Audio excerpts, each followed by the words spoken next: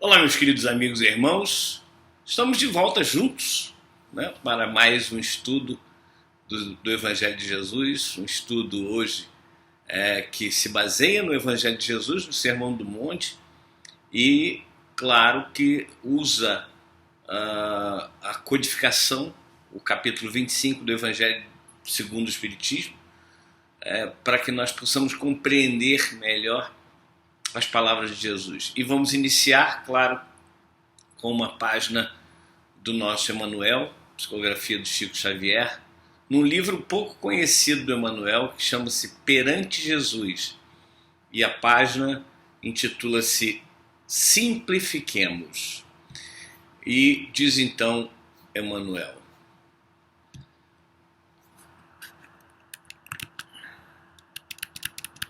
deixa eu pegar a página. Depois das considerações por nós tecidas em torno da fortuna moedada na terra, examinemos aquela riqueza de inutilidades que todos devemos alijar, a fim de entrarmos na posse dos tesouros do Espírito. Por toda parte vemos o excesso de particularidades e bagatelas, de caprichos e ilusões que absorvem o tempo e desfiguram a vida. Há ricos de ouro tão inutilmente preocupados com os patrimônios que lhes não pertencem, como há pobres flagelados sem proveito pela obsessão da necessidade. Há homens inteligentes tão obcecados pelas maneiras de expressão que chegam a olvidar a lavoura de luz que lhes cabe atender, tanto quanto há pessoas de ambiente rústico tão atormentadas pelas ideias de inferioridade intelectuais que passam as horas entre a revolta e o desespero, alheias às preciosas oportunidades de cultura e aprimoramento que lhes enobrecem a estrada.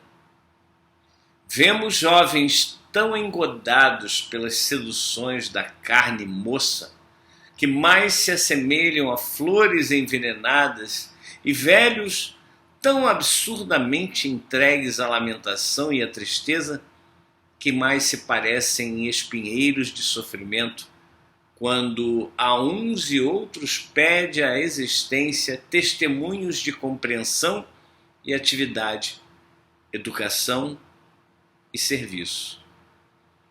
Seja onde for, lembremo-nos de que as horas são recursos divinos que não devemos reter em vão.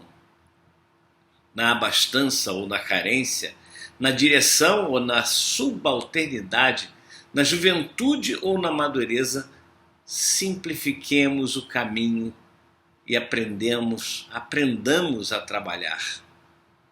Todos somos ricos de alguma coisa que precisamos movimentar na exaltação do bem. Ainda mesmo as criaturas mais duramente provadas no mundo, quais sejam aquelas que se prendem ao leito da imobilidade física e tortura mental, são ricas do ensejo de ensinar paciência e calma, entendimento e fé viva. Empobreçamo-nos de aflição inútil, esqueçamos o luxo dos detalhes vazios e, abraçando a simplicidade onde estivermos, valorizemos as riquezas de Deus que repousam em nossas mãos. Atende, enquanto é hoje, ao círculo de trabalho que te coube no imenso pomar da vida e guarda a certeza de que do teu suor e do teu carinho na lavoura do eterno bem nascerá em teu favor o celeiro de alegria e vitória com que te enriquecerás no abençoado amanhã. Essas são as palavras de Emmanuel que já vão nos apoiando na passagem que nós temos para estudo, e vamos, antes de mais nada, fazermos a nossa prece inicial, pedindo então a Deus, a Jesus, pedindo aos bons espíritos esses amigos inseparáveis de cada um de nós, que neste momento acorram a cada um que está passando pela sua aflição momentânea, cada um que está tendo a sua dificuldade na vida, mas como nos disse Emmanuel, são aflições, dificuldades, incompreensões, desafios da nossa jornada evolutiva neste momento e que são verdadeiras lições para cada um de nós a cada instante. Obrigado, Jesus, pela doutrina espírita que nos dá essa compreensão, pois é a tua palavra, agora não mais dita por parábolas, mas sim dita abertamente a respeito dos ensinamentos do Pai. Obrigado, Senhor, por nos auxiliar neste momento a caminhar e a abraçar ao próximo, ajudando também a compreender as tuas palavras. Obrigado por auxiliar cada um de nós nessa compreensão, mas principalmente auxiliar a cada um de nós na aplicação de todos esses ensinamentos em nossas vidas. Muito obrigado, Senhor Jesus, que possamos em teu nome, em nome dos falangeiros do bem, da justiça e do amor, mas acima de tudo e de todos, em nome de Deus, que possamos iniciar o nosso estudo deste momento. Graças a Deus e viva Jesus. Muito bem, meus irmãos. Essa página do nosso Emmanuel é muito interessante. Esse livro também, né, a gente muitas vezes não consegue encontrar esse livro com facilidade perante Jesus, também psicografia do nosso Chico Xavier, mas é um livro que nos traz grandes ensinamentos e a gente deve vasculhar. Na internet tem, se você entrar na internet e colocar o título, repetindo Perante Jesus, de Emmanuel, psicografia de Chico Xavier, vocês vão encontrar esse livro. Mas o nosso ponto de estudo, ele, como disse, está no Sermão do Monte, no Evangelho de Jesus, segundo Mateus, lá no capítulo 6, é o segundo capítulo do Sermão do Monte, os versículos 19 a 34. E Kardec, ele faz uma espécie de filtro e se utiliza dos versículos 19 a 21 e 25 a 34. Então, diz assim o texto que Kardec traz para nós do Evangelho de Jesus, do Sermão do Monte. Não andeis ansiosos da vossa vida, perguntando que comereis, nem para o vosso corpo que vestireis. Não é mais a alma do que a comida, e o corpo mais que a veste? Olhai as aves dos céus, não semeiam, não colhem, não ajuntam em celeiros, e contudo vosso Pai Celestial sustenta cada uma delas. Portanto, não sois mais do que elas. E qual de vós, discorrendo, pode acrescentar um côvado à sua estatura? E por que andais vós solícitos pela veste?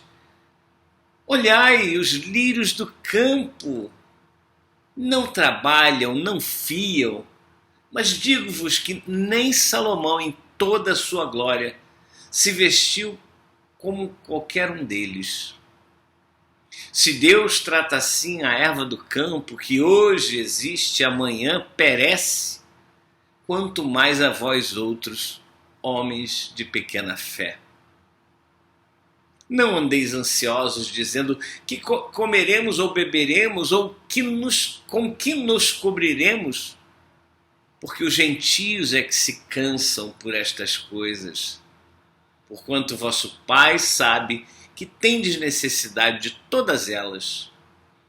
Buscai primeiramente o reino de Deus e a sua justiça, ou como traduz Pastorino, buscai primeiramente o reino de Deus e a sua perfeição, e todas estas coisas se vos acrescentarão. E assim, não andeis inquietos pelo dia de amanhã, porque o dia de amanhã a si mesmo trará seu cuidado. Ao dia basta a sua própria aflição. E é esse ponto importantíssimo para nós, em que nós avaliamos, e Kardec vem nos trazendo uma reflexão, dizendo, se fôssemos levar ao pé da letra esse trecho do Evangelho, nós viveríamos de braços cruzados. Mas só que é muito interessante como Kardec, ele é um pedagogo realmente, e ele traz, antes desse trecho, ele traz o capítulo 7 do Evangelho de Jesus segundo Mateus, nos versículos 7 a 11, que é exatamente: pedi e dar-se-vos-á, buscai e achareis, batei e a porta se abrirá. Pois todo o que pede recebe, e o que busca acha, e a quem bate, a porta se abrirá. Então, Jesus, ele nos traz os dois ensinamentos, um colado ao outro. No caso, Jesus traz primeiro o ensinamento do olhai as aves dos céus, olhai os lírios do campo, não vos inquieteis, não andeis ansiosos. E depois diz, busca, bate, procura, pede. Ou seja, nos traz Jesus o ensinamento de confiança plena de que tudo que nos acontece é para o nosso bem.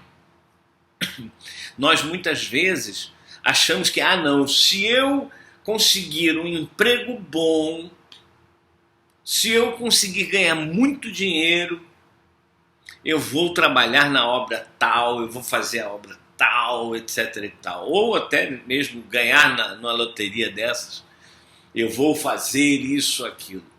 E enquanto isso, cruzo os braços. Eu não sou contra as pessoas buscarem os recursos financeiros. Inclusive, nos jogos aí que existem, né, a Mega Sena, etc. e tal, eu não sou contra. Mas é preciso que nós entendamos que o que eu tenho agora é o suficiente para o que eu necessito, e o que eu posso agora é o suficiente para ajudar a quem mais do que eu necessita. Se nós olharmos para a nossa vida, nós vamos verificar o quanto nós temos de possibilidades, o quão ricos nós somos. João, eu não sou rico, não. Eu trabalho, eu pago minhas contas com dificuldade, e etc. e tal. Mas a gente vai olhar nos detalhes, né? Abre a geladeira, tem lá 2 potes de arroz, por exemplo, 2 potes de feijão, tem um pote com carne. Tem gente que não tem isso. Tem gente que neste exato momento está passando fome porque não tem um pão para poder comer. E aí a gente fica nessa coisa do, não, eu tenho que trabalhar para me alimentar, mas eu trabalho e eu pago minhas contas e eu me alimento minha família e por aí vai. Nós somos muito ricos, não somos pouco ricos. E aí a gente vem e começa a perceber que a nossa riqueza, ela não deve ser uma riqueza baseada, como Jesus lembra, nas coisas materiais. Vamos buscar as coisas materiais, sim, mas vamos buscar com tranquilidade. Vamos buscar sabendo que se eu não alcançar, se eu não conseguir aquilo que eu estou buscando de bens materiais, está tudo certo. Mas é preciso que eu dê prioridade na minha vida. E qual é a minha prioridade? E Jesus fala, e até eu fiz uma leitura de como o Pastorino traduz: buscai em primeiro lugar, ou prioritariamente, o reino de Deus e a sua perfeição, e as demais coisas vos serão dadas por acréscimo.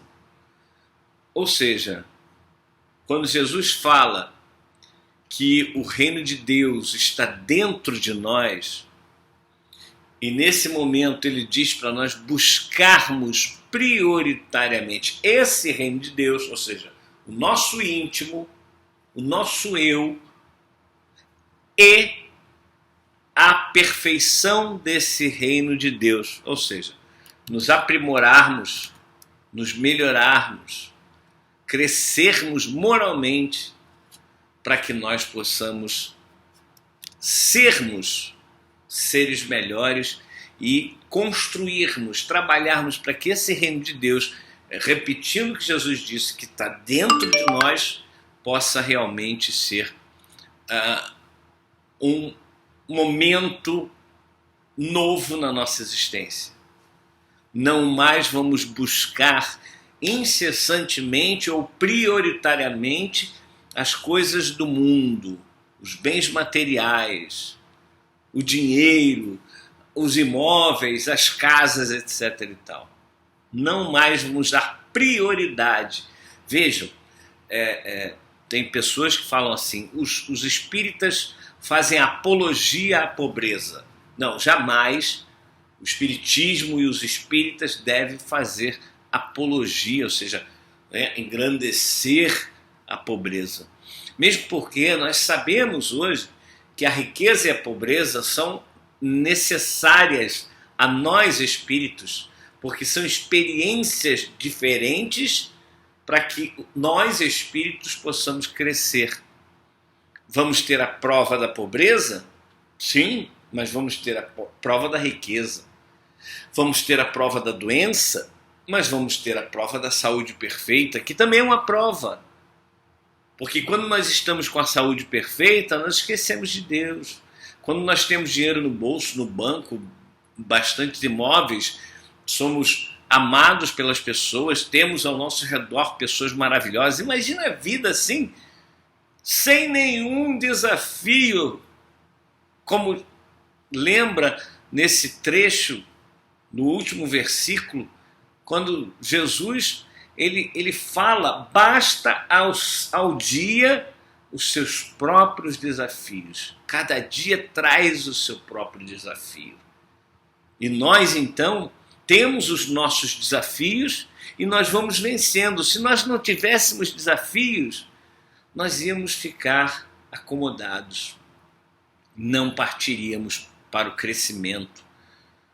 Não buscaríamos esse crescimento.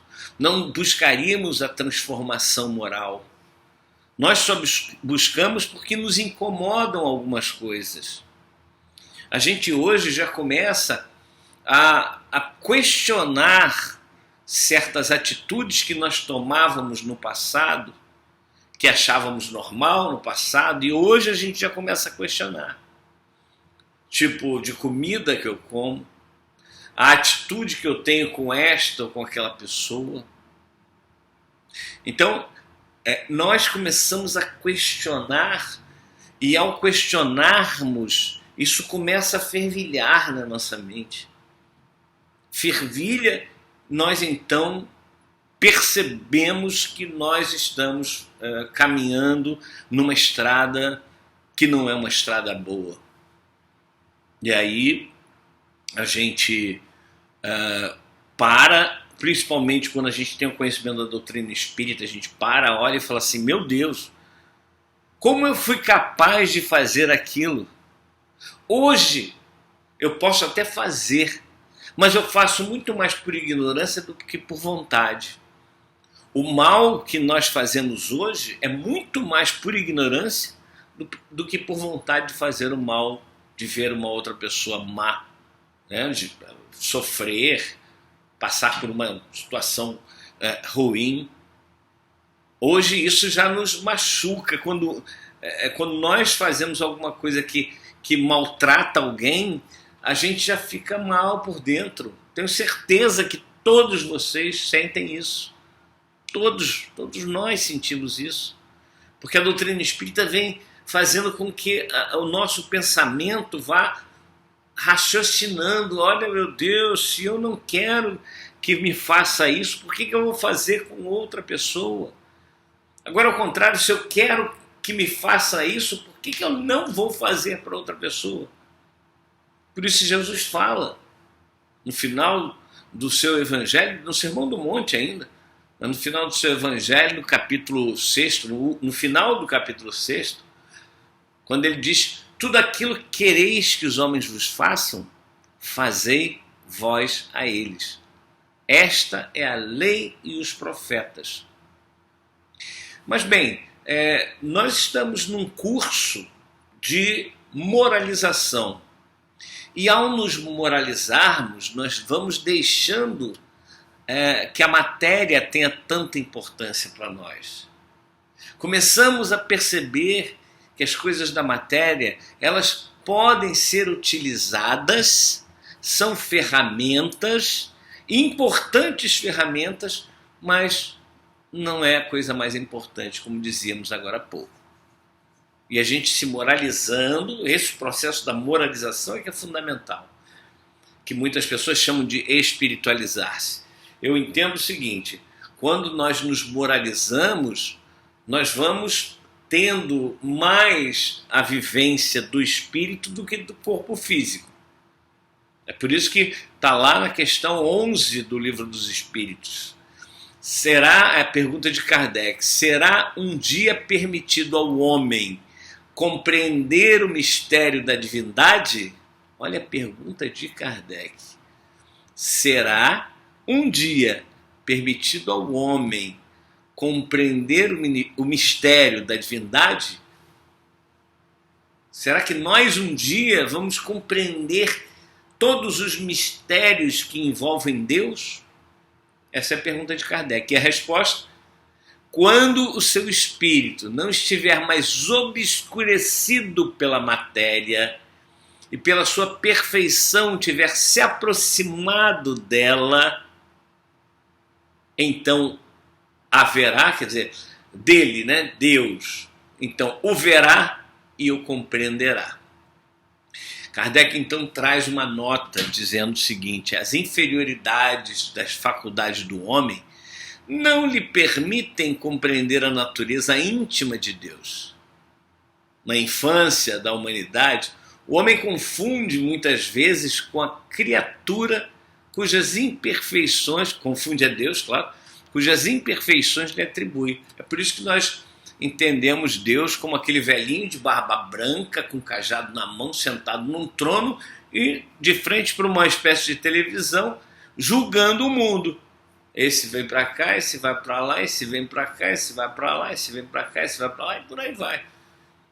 São as nossas imperfeições. Deus vingativo, né? Deus que se ira. Na verdade, o que nós fizemos foi passar as nossas imperfeições para a imagem de Deus, onde Deus, claro, não é isso, não tem essas imperfeições. Deus é a perfeição absoluta. Absoluta. Continua a nota de Kardec. Mas à medida que o seu senso moral se desenvolve, seu pensamento penetra melhor o fundo, a substância das coisas. E ele faz então a seu respeito uma ideia mais justa e mais conforme com a boa razão, embora sempre incompleta. É exatamente essa questão fundamental que nós vamos tendo, a compreensão de Deus. Aí nós passamos a entender que Deus é eterno, é imutável, é imaterial, é único, é o Todo-Poderoso e soberanamente justo e bom. Lá na questão 18 do Livro dos Espíritos, ele faz uma pergunta, Kardec faz uma pergunta que é mais ou menos parelha, digamos assim, né? Parecida com a pergunta, a questão número 11, mas é um pouco diferente, que nós vamos compreender também algumas coisas a mais. Kardec pergunta na questão 18 do Livro dos Espíritos: o homem penetrará um dia o mistério das coisas que lhe são ocultas? Vejam que a pergunta é um tanto quanto parecida. Só que na 11 ele pergunta se nós poderemos, em outras versões, na versão da FEB, eu estou com a versão aqui da tradução do Herculano Pires, mas a tradução da FEB, na questão 11, traz: será dado ao homem um dia ver a Deus? E a resposta: o verá e o compreenderá quando não mais tiver a matéria obscurecida, aliás, o espírito obscurecido pela matéria. E aí, quando nós temos essa questão 18, ele já não está falando da divindade de Deus propriamente dito, mas do mistério das coisas que nos estão ocultas. Quais são os mistérios, né? O que é, o que não é, que história é essa de reencarnação, né? E a gente vai então ver qual é a resposta dos espíritos superiores. A pergunta de novo, vou ler de novo a pergunta. O homem penetrará um dia o mistério das coisas que lhe estão ocultas? Resposta: o véu se ergue na medida em que ele se depura, mas para a compreensão de certas coisas necessita de faculdades que ainda não possui. Ou seja, o que acontece conosco é que nós ainda não amadurecemos muito. Ainda somos espíritos muito inferiores, muito agarrados às coisas da matéria. É por isso essa questão que Jesus nos traz: não ajunteis tesouros na terra. Aí as pessoas vão e têm, por exemplo, 50, 60, 100 imóveis. É algo assim que você pensa: caramba, eu hoje tenho uma filha, né? Mas pode ser que daqui a um tempo eu venha a ter mais um filho. E aí vamos supor que eu deixe muitos bens, não é o caso de jeito nenhum, mas vamos supor que eu deixe muitos bens. Tem um caso desse no livro Nosso Lar, do André Luiz, Psicografia do Chico Xavier, um caso parecido com o que eu vou estimular nosso pensamento aqui agora. Eu deixo muitos bens, deixo 100 imóveis espalhados pelo mundo inteiro. E aí, quando eu desencarno, tem a minha esposa, meus 2 filhos, e aí eu pergunto para vocês: será que isso vai ser uma coisa fácil de se administrar? Será que esses 3 não iriam brigar por conta disso que eu deixei? No livro Nosso Lar, como eu disse, tem um caso de um senhor que está muito mal nas galerias, lá nas câmaras de retificação. Narcisa o atendendo e chama André para que ele possa observar o que o homem está passando naquele momento. E ele está muito angustioso, muito aflito, muito triste, sofrendo muito, porque ele deixou muitos bens na terra e os seus herdeiros estão brigando entre si e maldizendo o pai. Olha que coisa. O pai, o marido, enfim, maldizendo esse senhor que estava ali na Câmara de Retificação. E aí a gente fica pensando assim: caramba, ele amontoou tantos recursos, e esses recursos, ao invés de fazerem bem para ele e para os seus herdeiros, não, estavam fazendo mal para ele e para os seus herdeiros, porque estavam brigando pelas coisas deixadas por aquele senhor.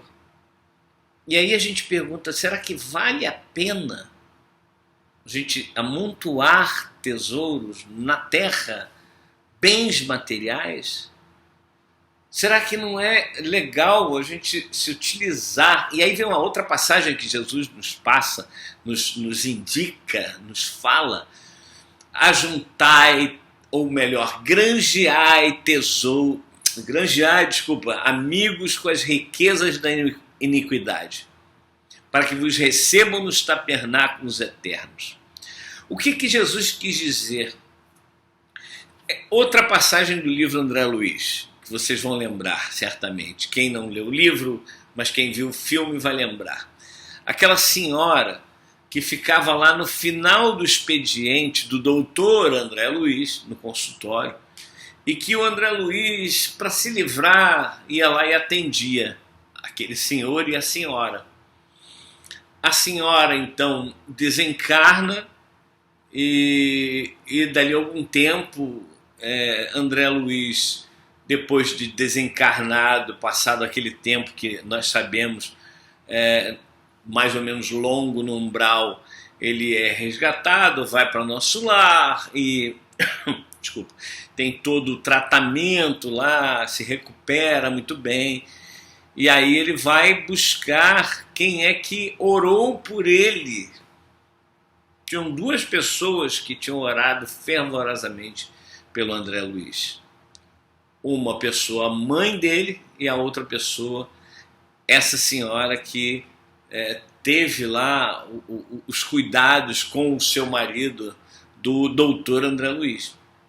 Ainda que ele estivesse atendendo para se livrar, mas ela orou por ele. Então, quando Jesus fala, granjeai amigos com as riquezas da iniquidade, para que vos recebam nos tabernáculos eternos, os tabernáculos eternos, ou seja, a grande igreja eterna é o nosso íntimo. É esse reino de Deus que Jesus fala que está dentro de nós. E quando nós recebemos um favor de alguém, quando alguém nos ajuda, e, meu Deus, a gente vai pedir muito para Deus por esse ser, ou por esses seres que nos ajudam. É por isso que diz Kardec lá, levanta a bandeira, a primeira bandeira que ele levanta e que diz que a bandeira do Espiritismo fora da caridade não há salvação. Qual é a salvação, a nossa salvação? Senão de nós nos juntarmos numa humanidade única para fazermos que todos possam serem felizes, estarem bem, para que todas as pessoas possam ter o que comer todos os dias, para que tenham uma cama limpa, cheirosa, confortável para dormir, para que tenham roupas limpas todos os dias, para que tenham um banheiro, um chuveiro onde vão se lavar sempre. E por aí vai, dignidade das pessoas. Isso só vai acontecer quando nós vivermos realmente o reino de Deus dentro de nós. Quando nós formos verdadeiramente cristãos. Por enquanto nós ainda somos, como eu sempre falo, arremedos de cristãos. Não somos verdadeiramente cristãos. Ainda não. Mas a gente está caminhando, a gente está compreendendo tudo isso. Eu volto a dizer, não é mal buscarmos o conforto físico, buscarmos os recursos financeiros. Não é mal, não tem mal nenhum nisso. O mal é nós nos aprisionarmos.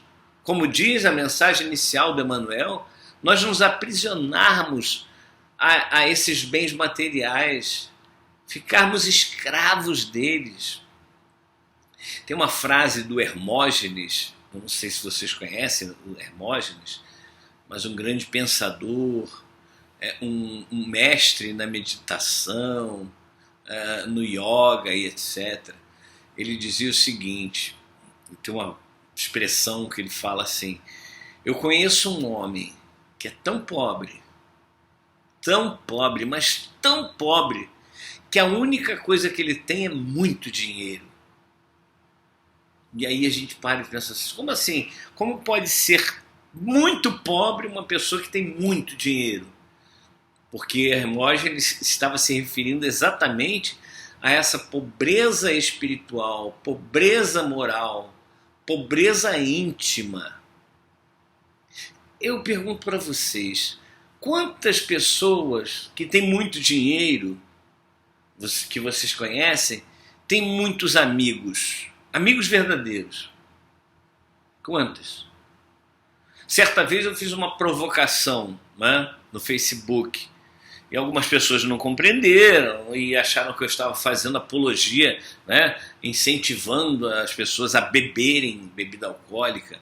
Nada disso. Eu fiz simplesmente uma colocação para que nós pudéssemos pensar.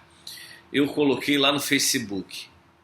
Há, muitas vezes, pessoas muito mais fraternas e amizades sinceras nos botequins do que em muitos templos. E aí, claro, graças a Deus, muita gente entendeu qual era a mensagem, porque não importa se você está numa mansão, que você está distribuindo dinheiro para as pessoas, que as pessoas vão te amar, vão ter amizade sincera por você. A hora que você não tiver mais os recursos financeiros, a hora que você não tiver mais poder, a hora que você não tiver mais influência, certamente a grande maioria desses chamados amigos vão desaparecer. E nós precisamos ter cuidado para que nós não hajamos dessa forma também. Será que eu estou tendo uma amizade por interesse? Eu sempre me pergunto isso. De vez em quando eu olho e falo, caramba, eu estou querendo a amizade dessa pessoa, por quê? Porque ela é influente? É isso? E esse é o trabalho de cada um, de intimidade, de olhar lá dentro da gente e falar assim, caramba, eu estou pecando nesse ponto aqui de querer agradar a uma pessoa que tem influência ou que é famosa, né? A gente tem isso ainda. Esse momento evolutivo em que nós estamos é um momento evolutivo em que a gente ainda tem essas coisas de querer, fazer para quem tem capacidade de me ajudar. Aí tem aquela frase que eu já li várias vezes, já vi várias vezes pessoas repetindo, que é a seguinte: faça por quem não tem possibilidade de te retribuir. Olha só que coisa absolutamente fantástica. Faça por quem não tem possibilidade de te retribuir. E aí a gente começa a falar assim, mas como assim? Porque a gente está sempre esperando um retorno. A gente fica assim, não, olha só, a gente não deve cobrar. É aquela história do dar com uma mão sem que a outra veja. Ah, tá, isso é bonito. Tá lá no Sermão do Monte também, Jesus falando, Jesus ensinando isso. O que ele quer dizer é que não vá fazer as coisas boas, ter as atitudes boas, ajudar uma pessoa, porque ela pode fazer por você. Não, esquece o retorno. O retorno é a lei de retorno que vem de Deus, que está gravada nas nossas consciências, que vem de Deus. Não é o retorno de alguém que pode fazer algo por nós, mas a gente ainda age dessa forma. É um trabalho constante que nós devemos fazer dentro de nós. São perguntas, vamos nos perguntar sempre, será que é isso mesmo que eu estou fazendo sem interesse ou será que eu estou fazendo isso com interesse, com algum interesse que a pessoa possa me retribuir? E a gente às vezes, e muitas vezes, fica chateado, fica chateada, porque a pessoa nem um obrigado deu. Se você está fazendo algo em prol de uma pessoa para que ela te diga obrigado, está no caminho errado. Está no caminho errado. Jesus jamais esperou agradecimento de nós, porque ele sabia que nós, muitos de nós, não iríamos agradecer. Tem uma passagem no Evangelho de Jesus que são 12 leprosos que são curados por Jesus e só um volta para agradecer, os outros 11 não. E Jesus, o que ele faz? Passa, continua o seu trabalho com muito amor, continua amando aquele que voltou para agradecer e os outros 11 que não voltaram para agradecer. Porque esse é o nosso guia, é o nosso modelo, é quem a gente tem que imitar. Não é, a gente não tem que imitar aquele artista famoso, ou o João, ou fulano de tal da Rádio Rio de Janeiro, ou o Chico, ou o Divaldo. A gente não tem que imitar essas pessoas, porque essas pessoas, nós, enfim, ainda temos falhas. Ah, o Chico tem falha? Tem, porque ainda não chegou à perfeição. Ainda comete erros, sim. É um espírito que está a caminho da perfeição, não chegou à perfeição. Jesus é chamado de guia e modelo na questão 625 do Livro dos Espíritos, porque ele já chegou à perfeição, já atingiu o grau máximo da evolução que o espírito pode alcançar. Então, ele pode ser sim o nosso guia, o nosso modelo, e ele pode e deve ser imitado por nós. Esse sim, esse é um ídolo. Esse é alguém que a gente não tem problema nenhum, que nunca vai nos decepcionar.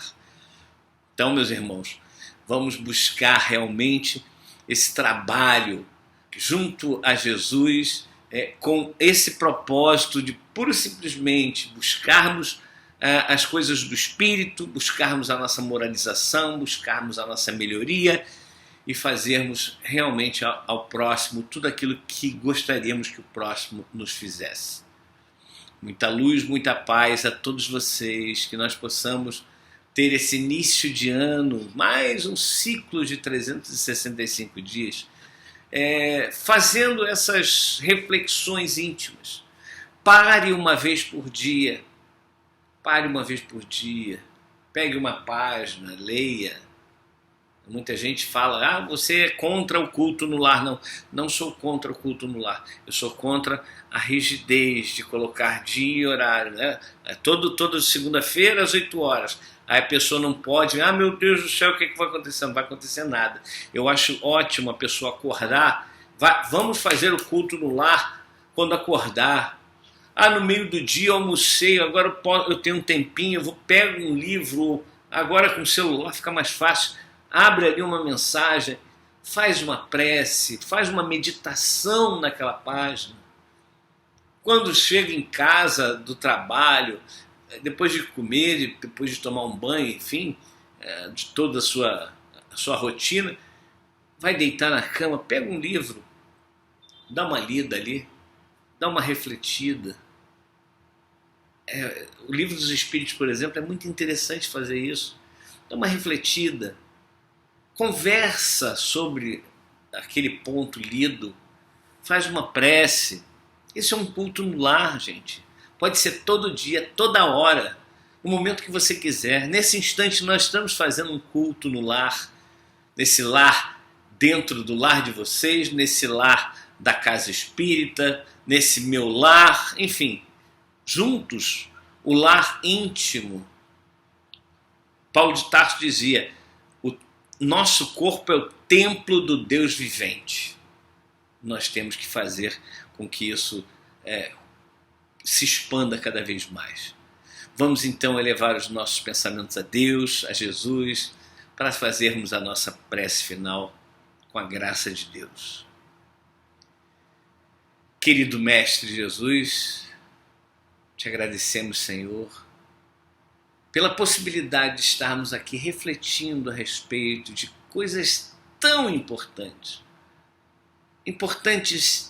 extremamente importantes, e que tantas e tantas e tantas vezes nós deixamos passar. Nós deixamos fazer com que aquilo ali seja apenas mais um momento, mais uma rotina, detalhe na rotina. Obrigado, Jesus, por esses ensinamentos e por fazer com que nós raciocinemos em cima deles. Fazer com que nós percebamos que as dores que nós estamos sentindo, o sofrimento que nós estamos passando, isso tudo é reflexo de nós mesmos. E que o nosso melhor advogado é a nossa consciência reta. O nosso melhor segurança é a nossa moralidade cada vez melhor. Porque só nos acontece aquilo que é necessário ainda por conta da nossa ainda pequenez moral, mas que nós vamos superar tudo isso. Olha por todos os irmãos caídos na rua, aqueles irmãos que estão nas cracolândias, não só do Brasil, mas de muitas partes do mundo. Aqueles irmãos que parecem mais zumbis, mortos-vivos. Olha por eles, Jesus, olha por eles. Dá um alento, abre uma luz para que esses irmãos possam perceber que existem outras coisas na vida e que são muito, muito mais importantes do que aquilo que eles estão se deixando perder. Obrigado, Jesus, mais uma vez, pelo momento que estamos vivendo, pela tua presença entre nós, e que nós possamos estar todos contigo, em pensamento, buscando os teus exemplos, agora e para todos sempre. Que assim seja, Jesus, e graças a Deus. Obrigado, meus irmãos, e até a próxima, se Deus permitir.